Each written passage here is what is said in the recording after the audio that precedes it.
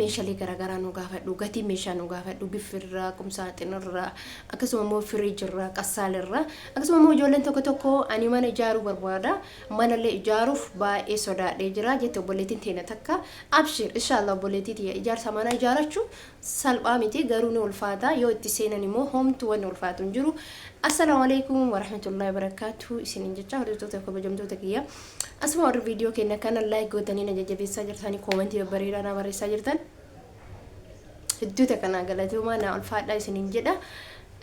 Akkasuma ammallee sheeriidhaan laakiidhaan akka na jajjabeessitan abdii guddaa isinirraa qaba.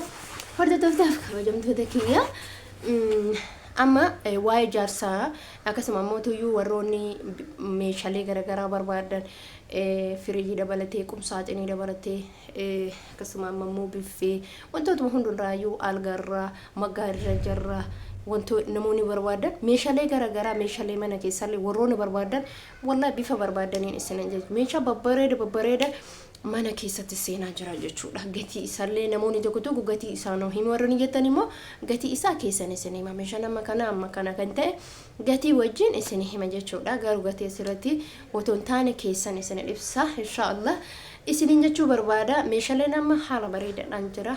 Ani jiddu galeessatti jira jechuun haa ta'u garuu meeshaaleen biyya keessatti dabalamaa akka jiru odeeffannoo hedduu garaagaraa tan quba qabdanii isinillee ni beektanii. Isinin jechuu barbaada himmootuyyuu amma obboleettiin tiyya akka qassaalillee biffillee qumsaaxinillee na gaafadhu jettee jirti jechuudha. Akkasuma warroonni firiijii barbaadanis akkasumatti jira gatiin isaa wajjin jechuudha. Gatii isaa tokko isaanii keessan isinii hima inshallah. Isinin jechuu barbaada warroonni bitachuu barbaada warroonni xalabachuu barbaadan himmootuyyuu xalabadha meeshaa babbareeda biyya keessa jira. Maaliif hojjettanii meeshaa babbareeda kana yoo bitattan hedduuta akka nama gammachiisa isinin jechuu barbaada.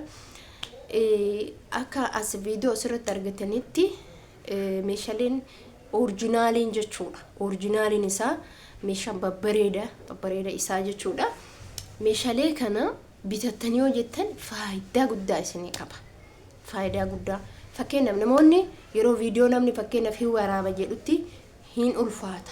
Baay'ee ulfaata Itoophiyaa keessatti akka biyyoota ambaas akkuma seente feetee viidiyoo kan waraabdee kan isuun hin jiru biyya keenya keessatti namni biyya keenya jechuudha dhugumatti nama jibbisiisa gama tokko ilaaltan fakkeenyaaf viidiyoo tokko waraabbachuuf isuuf bakka waan tokko saanii tokko biradistii tokko waraabbachuuf heeyyama gaafata garuu mootuyyuu oseentaa fakkeenyaaf biyya arabaatiitti nuti oseenne waan feene kaafannee deemna akka mataa kiyyaatti jechuudha waa tokko rakkoon qabu garuu biyya keenya keessatti meeshaa san asitti akka argamu achitti akka argamne garuu meeshaa babbareeda jira jechuudha biyya keessa biraddistoota irraa ta'e biraddistoota biyya ambaasitti bitanii kaargoo ganga galchitan meeshaalee bitti hanga kaargoo galchitu biyya kee keessatti mallaqa achitti kaargooti qabaltee achi baastuun san biyya kee keessatti hoo bitatte baay'ee bareedadha jechuudha.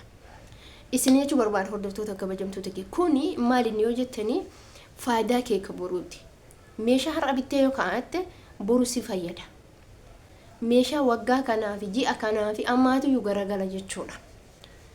Akkasuma meeshaa hundarraayyuu yoo bitanii kaa'attan yeroo kanatti mootuyyuu maal isin barbaachisa waa bitanii kaa'atuun waa bitanii kaa'atuun faayidaa guddaa qaba. Dhuguma rabbii dubbachuuf faayidaa guddaa qaba. Waan faayidaa guddaa qabu kana immoo isin dirqama itti fayyadamuu qabdan. Maaliif faayidaa kee waan ta'eef. Waan tokko bittee yoo kaa'atte animee isinin agarsiisa jechuudha. Waan duraan biteen kaa'e yoo isinitti kan agarsiisu ta'e dhugaa rabbiitti jechuudha.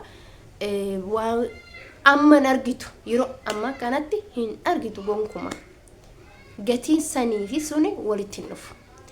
Ijoolleen hiriyoota tiyya warroonni dura jechuudha duraatti yeroo meeshaa rakasa sanitti meeshaan isaan yeroo san galchan amma asitti yeroo laaltan jechuudha walumatti dhufu. Gatii isa dachaan dabala jechuudha. Garuu meeshaa oriijinaala kana immoo bittee hokeette wallaahi dasiif hin kassartu hin tarrafta malee jechuudha. Waa hundarra maggaarra jirra ta'e meeshaa mana keessatti irraa ta'e biraddisti irraa ta'e saan irraa ta'e waan hunda bittee yoo keette ati kasaaraan qabdu. Garuu mallaqa yoo ol keette immoo waan tokko bittee keettetu si baay'ee meeshaa tokko bittee keette mallaqa waan takka faayidaa siin qabu mallaqa ol keette ati jala fakkeenyaaf keessattuu warroonni mana ijaarratanii qaban dirqama fallaajaa bitachuu firiizaa kana bitachuu dirqama qassaalee bitachuu TV galchachuu meeshaalee mana keessaa gaafachuu biffirraa qomsaatiin irraa kun sirriitti isin barbaachisa. Kana mootu isin jechuudha kana hojjechuun dirqama keessan. Maaliif waan kee waan ta'eef waan ormaa waan ta'iniif waan faayidaa kee ta'eef faayidaa kee kanatti mootuyyuu fayyadamii isin jechuu barbaada. Gaafa faayidaa kee kanatti fayyadamte ati jechuudha kalas. Bakka wanni seenuftu takka hin jiru. Inuma abada wanni seenuftu takka wanni seenessu hin jiru ka. Maaliif ree bitattee lafa kaa'ata mallaqa ji'a 2-3 meeshaa keetii yoo bitatte baqeedha jechuudha. Fakkeenyaaf gatiin TV haga kanallee gatiin TV illee jiddu galeessan jira. Ol kaa'atu jira sadarkaa guddaatu jira sadarkaa xiqqaatu jira inni wal caala miti sadarkaadhaan jira jechuudha. Sadarkaa isaa kana feetu jiddu galeessa feetu tokkoffaa feetu lamaffaa hanga sadaffaatti jira. Inni gadhaanaan xiqqaadha jechuudha. Kanaaf itti fayyadamaa isinin jechuu barbaada. Kuni faayidaa guddaa qaba. Akkasuma mootuyyuu uffanni jechuudha fakkeenyaaf isinitti agarsiisa. Uffannis biyya keessattis akkuma biyyaan baate fakkeenyaaf meeshaa uffata algaa biyya achitti bittus asumatti sanii bitta jechuudha. Meeshaa uffata algallee hanga biyya ambaatti bittee biyya ambaatti irraa achi tiraanspoortii kafaltee maal jetturra asitti hoo bitatte uffanni algallee astuu bakka diizaayinii barbaadan jirama biyyoota Suudiirra seenaa uffanni akka duraanitii biti Dubaayirra seenaa bakka meeshaaleen biyya keessatti dhugumatti meeshaa mirxeetu jira jechuudha. Kuni waan faana kiyyaan ofii keessa deemee isin ilaale jechuudha. Meeshaa manaatirrallee ta'e meeshaa uffataatirrallee ta'e akkasumas meeshaan hundumtuu waanuma biyya ambaa jirutu as keessallee jira jechuudha. Ammallee heeyyamamtuu keessan miiluma hadha ba'uun burus ba'aaf taanis ba'a jechuun kuni faayidaa keessan isin fayyadamanii anan fayyadu. Garuu obboleettiiti nama fakkeenyaaf amma wanni inni tokko fakkeenyaaf ollaan tokko waan ollaa jiru tokkoon fayyadamaa miti akkasiif malee garuu faayidaa keessan yeroo duraan nuti nu gorsaa turanii meeshaa bitadhaa kaadhaa jechaa tura dhugumatti bitaan turre dhaabbataa turre ingoone hanga jedhamu san hin godhamu. Amma hanga duraan kana jenna waa hundirraa mammootuyyuu nama seeneefsa gaafa biyya keetitti galte immoo ni seenufta maaliif gaafsan godhachuu didee maaliif yeroo san mallaqa amma fakkeenyaaf nuti jechuun ijoolleen biyya arabaa jiru fira gargaarra ebaluun kenni fuudhoodha intallee baluu teenna hiruma ka abbeera kiyyaa ka eessuma kiyyaa ka akaakayyuu kiyyaa magdee hin ta'u wallaahi hin ta'u wanni duraan goote wanni namaaf taatu wanni ofii keetiif taatu itti gammadda amma maaliif ree gaaf biyya galte sitti beeksisa malee amma abadan sitti hin beeksisu. Wanni namaa taate namni biyya keenyatti wallaahi billaahi tokko galata siin jechuudha. Gaafa ati waa harkaa qabatte ati qullaa taate jechuudha akkasitti si beeka. Rakkinaan si beeka. Gaariitti siin eegu. Hamtuutti si eega. Bakka ati yeroo san cinqamtee bakka hedduu seentee fiifi miti. Garuu wallaahi billaahi ijoollee biyya arabaa jirta yoo dhugumatti qalbii qabaatan sumuni halaalaa ila obboleessa keetti hojii dhalatti mantaan hin gargaarin humna qaba haa dalagatu. Dhagaa fuudhee cabsuu danda'a haa dalagatu. Qansira haa dalagatu gabaree haa galu haa qotee dalagatu hin gargaare abbaa haadha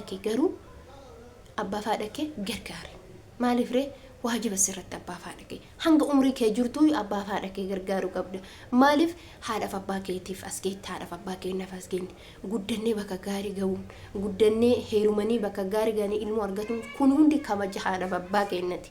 Otoo isaan akka gaarii isin guddisuu baatan otoo isaan akkuma arganisan akkuma namni kararra hin jiraa miti kararra taafan jechuudha. Warroonni biyya ambaa jirtan isinitti himi amaanaa isinitti madda obboleeyyanti yaadatti guduunfadhu dalagadhu ol kaayyadhu bakka. Ani tan masitti dhaamadha obboleettiin biyya arabaa jirtu safaaxaa dhiisa akka duraanii safaatuu dhiisa akka duraanii nama gargaaruu dhiisa akka duraanii ebalukee jechuu dhiisa namni waa takka siin godhu waa takka bu'aa siin buusu.